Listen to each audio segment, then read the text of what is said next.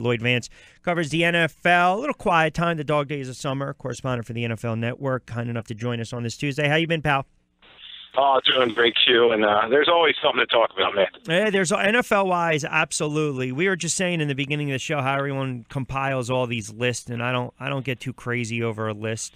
I think we kind of know the top 5, 6, 7 quarterbacks in the NFL, but I'm interested to get your thought on a couple things. Like I have, as far as some of the quarterbacks that I think are under pressure this year, there's a difference between some of the ones that I also think are potentially on the decline. And I look at two guys. I look at Drew Brees and I look at Eli Manning. Out of those two, do you think which one is more prone to have a down year?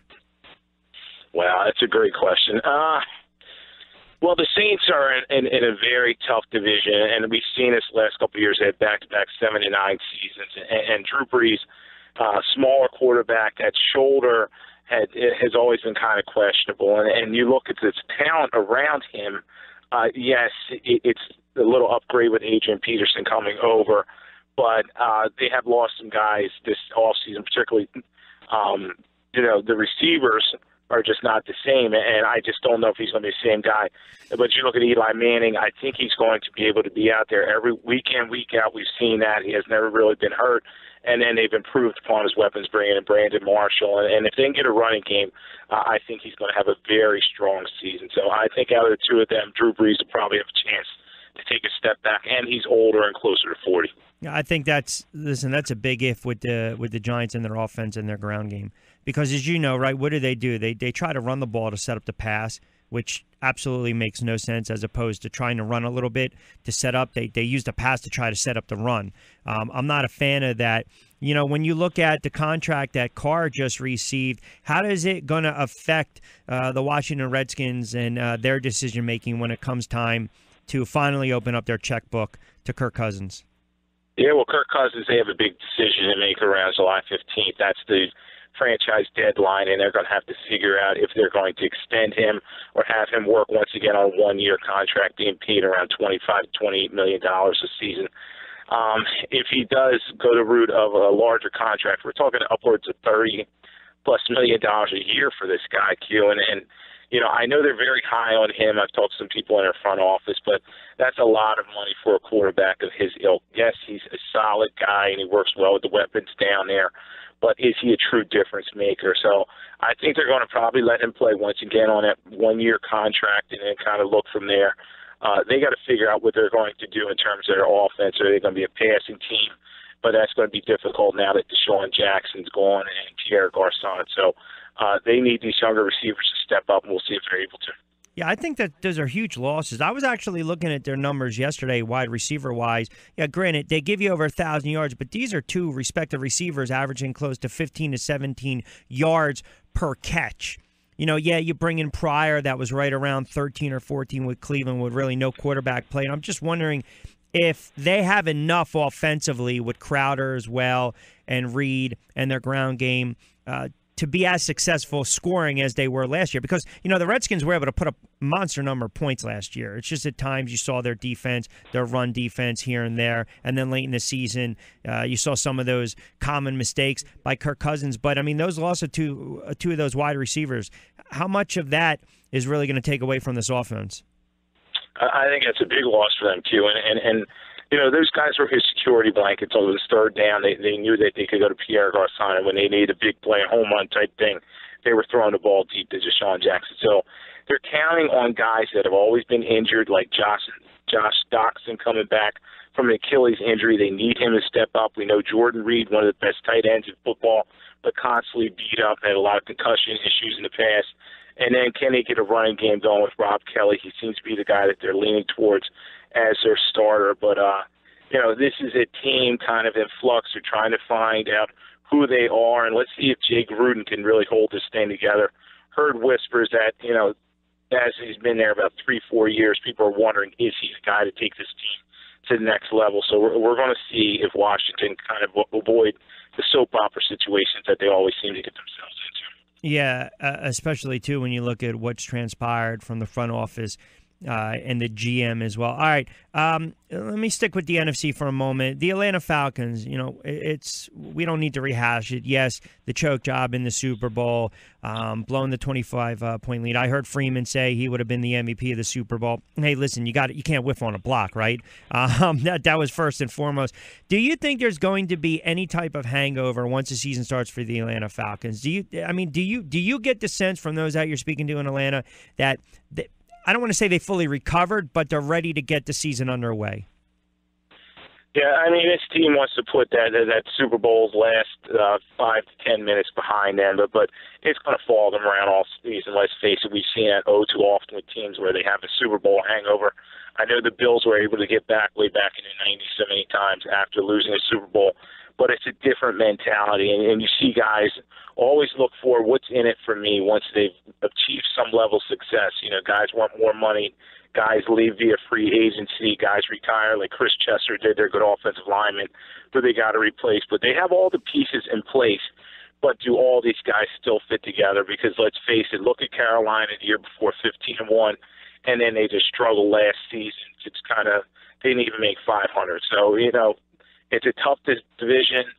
They got the bullseye on their back, and you got the young and up-and-coming team, and the Tampa Bay Buccaneers, I think, are really trying to take them out. Yeah, I think if one of the teams, they're certainly on the rise, it would be the Tampa Bay Bucs for some of the moves that they made. You give Winston a couple extra weapons. Last one in the NFC side of the ball, you look at the Detroit Lions, you look at the Minnesota Vikings. I'll leave Green Bay out for down the road, and the Bears, of course, with their problems. But, Detroit, you've got a very good quarterback in place in Stafford. They've got some weapons. My concern with the Minnesota Vikings is they finished 8-8. You saw some of that dissension. We saw what transpired, right, when you have issues with Turner and whatnot, and there's still question marks. I still believe there's question marks surrounding Sam Bradford. I know Vikings fans, they want to say, well, give him this year. It always seems to be when you talk about Bradford, well, I'm going to give him one more season. I'm going to give him one more year. I mean, have they done anything in your estimation to make you think or the listeners out there think that this is a team that will contend with the Packers for a playoff spot or contend for an NFC North title? Yeah, well, Rick Spielman, their general manager, he tried to rebuild his team without totally tearing it down. And he's bringing in pieces like Michael Floyd. He's bringing in Sam Bradford, guys from the outside, guys that he has not drafted. But how did all these pieces fit together? And particularly talk about Sam Bradford. We know he's never had a winning season as a quarterback. And now they're really putting it on him to carry this team. They started out 5-0, and they just kind of limped home after that. And I just don't see everything coming together for them. I know they have a lot of names on defense like Harrison Smith and the rest of those guys over there. But it just doesn't seem like they know how to turn the corner when they play the Green Bay Packers, who a team are more complete. So you always hate to boil down to quarterback position. But I think that Aaron Rodgers is just head and shoulders above Bradford. And now losing Peterson, I know he didn't play a lot last year, but losing him, that's got to be a big blow to them in terms of leadership-wise. And I really want to see who's going to step up and lead that team. You think a lot of the offense would early on revolve around Cook just to take a little pressure off of Bradshaw once the season starts? They open with the Saints, the Steelers, the Bucs, the Lions, and the Bears, and then the Packers. So they've got a stretch of games, 2, 4, 6 games right out of the chute where you just see on paper these are all going to be competitive games. Yeah, and when I look at them, don't forget about Latavius Murray coming over from the Oakland Raiders. They brought him in as a free agent. He's coming off of ankle surgery, so we have to see if he's 100%. But if they are smart, they will lean on Dalvin Cook. I'm not sure if he's going to be a between-the-tackles type runner at this stage in his career, but catching the ball out of the backfield, you talked about Devontae Freeman earlier, that's a guy who I kind of think he can pattern his game after and get on the outside and make some big plays. So on that AstroTurf in the Dome, that'd be a good situation for them. But they also need other players like Laquan Treadwell, a guy who they drafted so high at Ole Miss, really did not do a lot at the receiver position. They need him to step up. So a lot of question marks with the Vikings. And as you're saying, the Lions are a pretty good team right there with them, and then you have the Packers. Last one from the AFC side of the ball. There's a couple of reports. Ian Rappaport reporting that the Titans Director of Player Personnel, Ryan Cowden, will interview with the Kansas City Chiefs on Wednesday.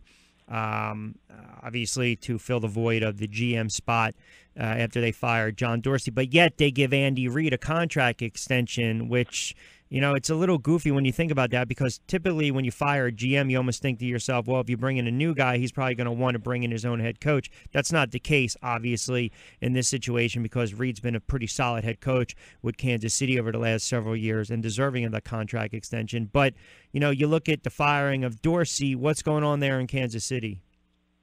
Yeah, it's an interesting situation. Clark Hunt is the owner of that team, and it was really up to him. I think he didn't like the way that Dorsey handled the releasing of Jeremy Maclin, who was a favorite of Andy Reid, just leaving a voicemail with him to tell him he's no longer on the team. And he's trying to kind of take control of the situation. But another team where you're kind of wondering where they're going, Andy Reid, been the coach there, but he was basically a de facto GM here in Philadelphia, and he said that wearing both hats kind of weighted on him, you know, weighed him down. And I just don't know if he wants to do that situation again. But as you were saying, he has to find somebody that he's familiar with, somebody that he can work well with. And this is a team with a lot of firepower, but can they replace Maclin? Is Tariq Hill ready to be a number one receiver out of the running back position? I know Jamal Charles wasn't there that much, but they've never really replaced him. And then you have rookie Patrick Mahomes there, who they drafted so high in the draft, traded up to get him. Do they really want to start getting him into the mix at the quarterback position? And then you have Alex Smith, a quarterback who a lot of people have not believed in for a long time. Yeah, I mean, he'll get you to the playoffs. It's just a matter if he can make one or two plays to kind of get you over the hump and go deep in the playoffs. So certainly a situation down there in KC that bears worth watching. All right, my friend, I appreciate a couple moments on this Tuesday. Have a good week. We will talk next week. And again, before we blink, it'll be the end of July, and we're already diving into training camp. All right, Q. Thanks for having me on. All right, you got it. Lloyd Vance joined us for a couple of minutes.